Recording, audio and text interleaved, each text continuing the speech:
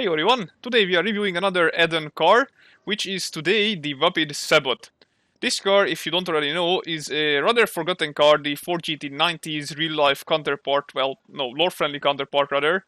And it's kind of been modernized, because, that car, if you look it up, well, actually you don't need to look it up because I'm going to post it on the screen right now, is not really an appealing looking car. I mean, maybe if you like rockets, I guess that kind of is your thing, but making that concept car into something that would be acceptable as a sort of semi-retro supercar nowadays was not easy task. So what we did was kind of strip off the kind of front shape of the car and make the lights more in line with the actual Ford GT that later on came to take its place as the, Ford GT down the line, but also section it up so that it still has that one, lined up light that it has on the concept variant. After that, the hood is kind of the same. Then the sides, of course, had to be remade to actually have, sort of car-looking side instead of something that just came out of a sci-fi movie.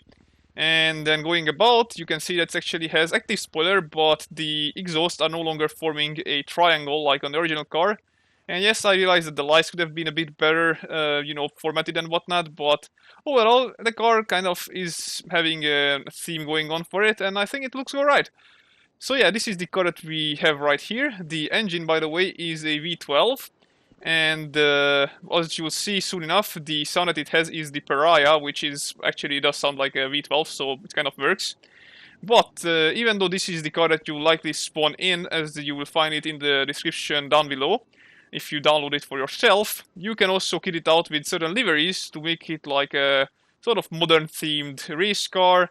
If you are filthy weeb, then you can, I guess, have yourself some titties on the hood, as well as having some stylistic other designs going for it, and which is, by the way, the livery is the black one, and then the white is the color that you can actually color on this.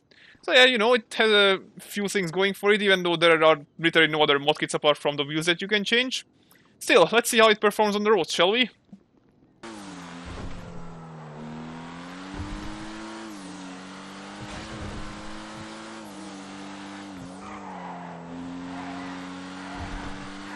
While the car can reach kind of high top speeds, it does struggle to take very tight turns, because, it basically is really understeery, which its massive weight is kind of suggesting.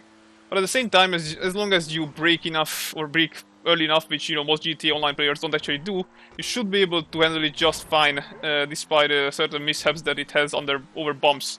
And no, don't worry, it doesn't have any of the stupid handling effects whatsoever. When it comes to handling, you might notice that the spoiler is active, and that's why it doesn't have any spoiler options either.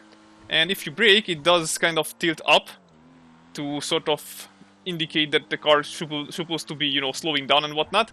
And at lower speeds, it start to retract into the car's actual main body.